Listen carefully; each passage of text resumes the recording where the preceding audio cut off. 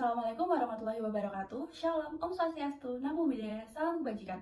Kami dari kelompok 11 yang beranggotakan saya, Maria Masalah Diri Mazibur dengan NPM 3 digit belakang 096 dan rekan saya Desin Zulaili dengan NPM 3 digit belakang adalah 084. Saya Deta Anjarwati dengan NPM 3 digit dari belakang 088. Yang akan mempresentasikan mengenai kasus fraud internasional yaitu kasus Enron dan kasus Tyco. Yang pertama akan dijelaskan oleh teman saya yaitu Desin Zulaili. Kepada Desin Zulaili, saya persilakan.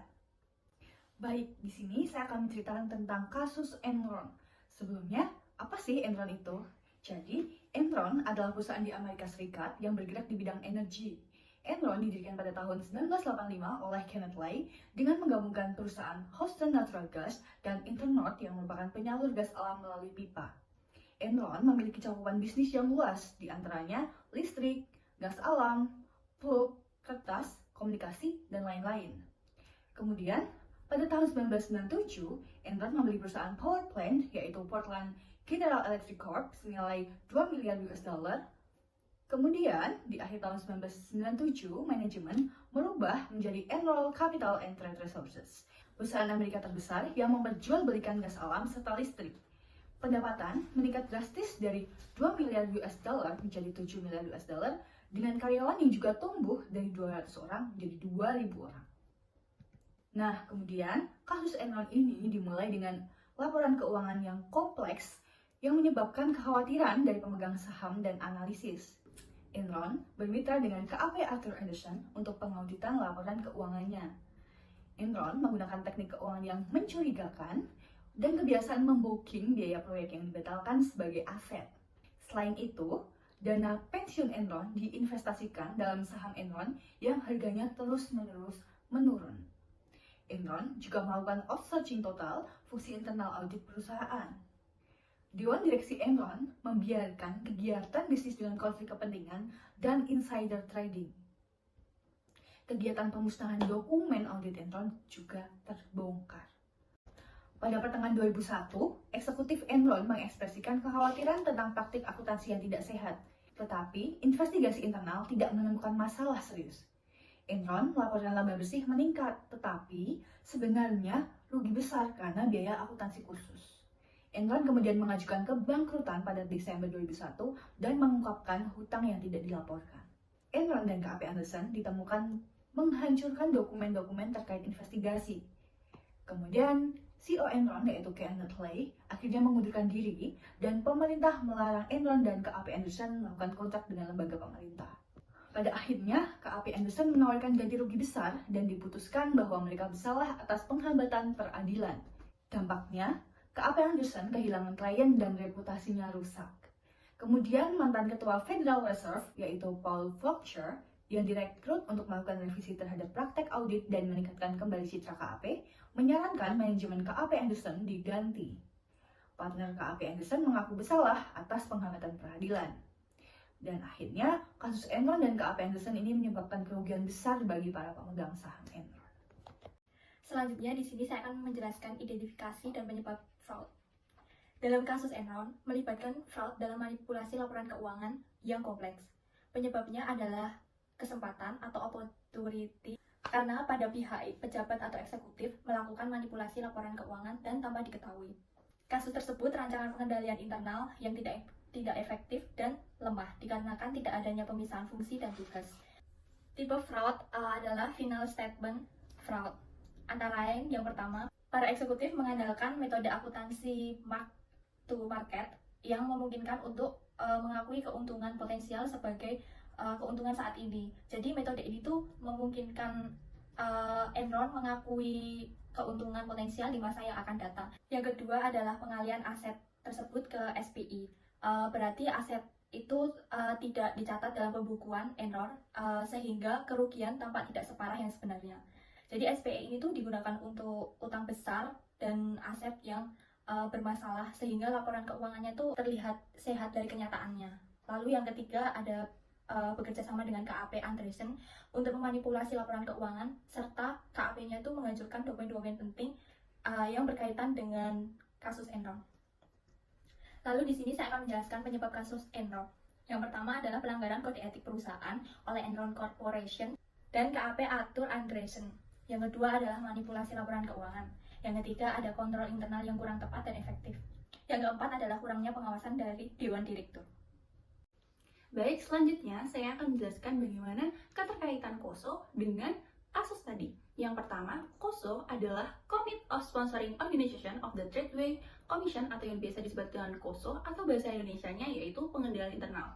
Nah, dalam KOSO ini terdapat 5 framework. Yang pertama ada lingkungan pengendalian atau control environment, yang kedua penilaian risiko atau risk assessment, dan yang ketiga aktivitas pengendalian atau control activities, yang keempat informasi dan komunikasi atau information dan communication, dan yang terakhir adalah pengawasan atau monitoring. Yang pertama, saya akan menjelaskan bagaimana keterkaitan 5 komponen tadi dengan kasus Enron. Oke, yang pertama yaitu lingkungan pengendalian, di mana Enron tidak memiliki budaya yang etis, di mana prinsip-prinsip etika tidak dijunjung tinggi. Enron membiarkan kegiatan-kegiatan bisnis yang mengandung unsur konflik kepentingan dan mengizinkan terjadinya transaksi yang berdasarkan informasi yang hanya bisa diakses oleh pihak dalam perusahaan atau insider trading. Kemudian, contoh yang paling jelas adalah manipulasi laporan keuangan untuk mencatat keuntungan yang tidak sebenarnya, sehingga saham perusahaan tetap diminati oleh investor. Yang kedua, ada penilaian risiko. Enron tidak melakukan penilaian risiko yang efektif. Mereka tidak mengidentifikasi risiko yang signifikan terkait dengan praktik akuntansi yang tidak sehat dan manipulasi laporan, sehingga terlihat dari kebutuhan Enron untuk menyembunyikan uang yang besar dan menghasilkan pendapatan yang tidak sebenarnya. Yang ketiga, yaitu ada aktivitas pengendalian, di mana Enron tidak memiliki aktivitas pengendalian yang efektif. Mereka tidak memiliki sistem pengendalian internal yang kuat untuk mencegah manipulasi laporan keuangan dan praktik akuntansi yang tidak sehat. Dari contoh yang paling nyata, yaitu adanya penyembunyian utang yang dilakukan oleh Enron, serta memberikan bonus yang sangat berlebihan apabila karyawan melebihi batas dari target yang telah ditetapkan oleh perusahaan. Kita tidak tahu apakah karyawan itu melakukan pencapaian targetnya itu dengan cara yang benar ataupun tidak. Yang selanjutnya yaitu poin keempat adalah informasi dan komunikasi. Enron tidak memiliki sistem informasi yang akurat dan komunikasi yang efektif. Mereka tidak menyampaikan informasi yang sebenarnya kepada investor dan publik, sehingga investor percaya bahwa Enron memiliki kinerja yang baik dan menghindari resiko dari perusahaan lainnya. Dan yang paling terakhir yaitu adanya pengawasan. Enron tidak memiliki pengawasan yang efektif juga. Mereka tidak memantau dan mengevaluasi secara teratur, di mana perusahaan ini telah banyak melakukan budaya yang tidak etis. Oke, tadi itu kita sudah membahas tentang Enron nih. Sekarang tentang Tyco International. Apa sih kasus Tyco International? Jadi, Tyco ini merupakan perusahaan yang didirikan pada tahun 1960 oleh Arthur J. Rosenberg di Irlandia dengan kantor pusat di Princeton, New Jersey, Amerika Serikat. Perusahaan ini memiliki 2 segmen bisnis utama, yaitu solusi keamanan dan perlindungan terhadap kebakaran. Pada tahun 1999, SEC memulai penyelidikan atas praktik akuntansi yang dipertanyakan setelah adanya laporan seorang analis. Investigasi ini berfokus pada praktik akuntansi selama akuisisi perusahaan, termasuk praktik spring loading yang membuat pendapatan per akuisisi kurang dilaporkan. Pada Januari 2002, keakuratan pembukuan dan akuntansi Tyco kembali dipertanyakan terkait pembayaran $20 juta pada Direktur Frank Walsh Jr., yang kemudian dijelaskan sebagai biaya pencari untuk akuisisi CIT oleh Tyco. CEO Tyco, yaitu Dennis Kozlowski, dan CFO Mark Schwartz dituduh memberi diri mereka pinjaman tidak sah, menjual saham tanpa izin, dan mencuri $600 juta dari perusahaan melalui bonus pinjaman dan pengeluaran tidak disetujui. Mereka juga disebut melakukan penyalahgunaan dana perusahaan untuk keperluan pribadi seperti tirai mandi seharga $6.000 dan pesta ulang tahun istri Kozlowski senilai $2 juta. Pada pertengahan Januari 2002, Kozlowski mengundurkan diri dan digantikan oleh John Ford.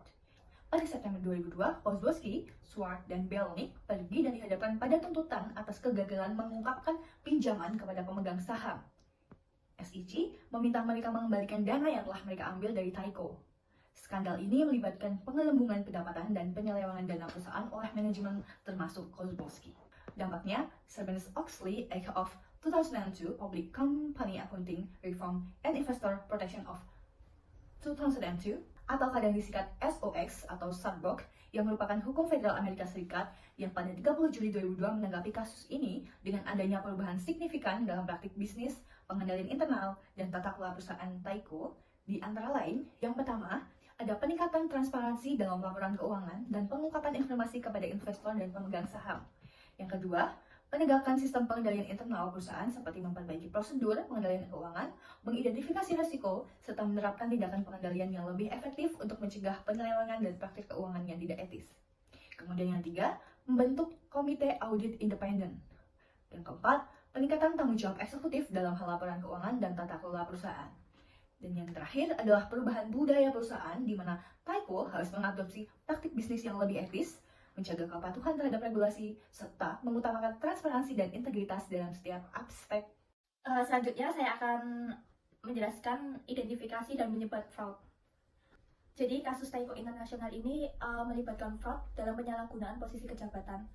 Yang penyebab fraudnya itu ada kesempatan dengan tipe fraud, corruption, penjualan aset, dan final statement fraud atau manipulasi keuangan. Jadi identifikasinya fraud antara lain yang pertama ada penyalahgunaan posisi kedudukan jabatan sehingga pelaku melakukan tindakan fraud dan hanya mementingkan diri sendiri. Lalu yang kedua ada perusahaan Taiko ini menggunakan metode pencampuran aset untuk memudahkan pelaku itu tuh mengelola asetnya perusahaan untuk kebutuhan pribadi. Maka dengan adanya pencampuran aset ini jadi memudahkan perpetrator itu atau pelaku melakukan fraud. Pada kasus ini tidak ada pemisahan tugas. Yang ketiga ada kasus akuntansi pada perusahaan Taiko International ini terjadi dikarenakan adanya manipulasi laporan keuangan yang disengaja oleh pihak eksekutif. Baik, selanjutnya saya akan menjelaskan bagaimana penyebab dari fraud yang terjadi di Taiko International. Menurut kelompok kami yaitu adanya keteladanan kepemimpinan yang buruk, di mana seharusnya pemimpin memiliki sikap integritas dan moral yang tinggi, sehingga dapat memotivasi karyawan untuk memiliki sikap, moral, dan kinerja yang baik pula. Nah, dalam kasus ini, Kozlowski harus memiliki tanggung jawab untuk mencegah terjadinya kegiatan ilegal atau memeriksa keuangan perusahaan dan mengidentifikasi transaksi yang meragukan. Tapi, dalam hal ini, Kozlowski gagal dalam pelaksanaannya. Kozlowski mengeksploitasi program-program Taiko, yang salah satunya yaitu ada program pinjaman karyawan. Di sini, Kozlowski bersekongkol dengan CFO Taiko dan penasihat umumnya untuk dapat di mana eksekutif juga dapat meminjam di program pinjaman tersebut. Nah, dari adanya program pinjaman tersebut, Kozlowski menggunakan jabatannya dan kewenangannya untuk menggunakan dana tersebut untuk kepentingan pribadi, di mana Kozlowski membeli lukisan seharga 13 juta US dollar yang kemudian peti-peti kosongnya dikirim ke alamat Taiko di New Hampshire. Dikarenakan juga Kozlowski mengikuti gaya dari CFO terdahulu, yaitu gaya yang sangat hedon, di mana dari CFO yang dulu juga menggunakan dana dari perusahaan untuk kegiatan pribadinya. Salah satunya yaitu pada pesta pernikahan istrinya yang menghabiskan 2 juta dolar. Nah, hal ini dapat disimpulkan bahwa keteladanan dari sebelum-sebelumnya juga memiliki hal yang sama, sehingga Kozlowski juga mengikuti keteladanan tersebut. Untuk selanjutnya, saya akan menjelaskan keterkaitan KOSO dengan kasus Taiko International. Nah, yang pertama sama seperti yang sebelumnya yaitu 5 komponen framework KOSO. Yang pertama ada lingkungan pengendalian. Pada kasus Taiko International ini, lingkungan pengendalian yang lemah memberikan dampak di mana kegagalan manajemen dalam mengawasi dan mengontrol aktivitas perusahaan, kebijakan manajemen yang tidak transparan, pemisahan tugas dan fungsi yang tidak efektif juga. Nah, yang kedua, adanya penilaian risiko, di mana penilaian risiko yang tidak efektif telah menyebabkan perusahaan Taiko tidak dapat mengidentifikasi dan mengelola risiko yang potensial, seperti korupsi dan penipuan internal. Kegagalan dalam mengidentifikasi risiko telah memperburuk keadaan Taiko dari tahun ke tahun. Poin ketiga, aktivitas pengendalian, di mana Taiko International tidak memiliki proses verifikasi yang ketat atau transaksi keuangan, sehingga kemungkinan penipuan keuangan berlangsung tanpa terdeteksi. Selanjutnya, poin keempat yaitu informasi dan komunikasi. Kerugian pemegang saham akibat manipulasi laporan keuangan merupakan dampak langsung dari komunikasi eksternal yang salah. Pemegang saham kehilangan kepercayaan dan mengalami kerugian besar. Dalam proses manipulasi, teknologi informasi dan komunikasi digunakan untuk menyembunyikan kejahatan. Nah, yang poin paling terakhir itu adanya pengawasan. Nah, di Taiko ini, kurangnya pengawasan dan pemeriksaan periodik atas kinerja departemen telah membuat auditor terhadap kinerja manajemen sangat sulit mendeteksi adanya tindakan ilegal.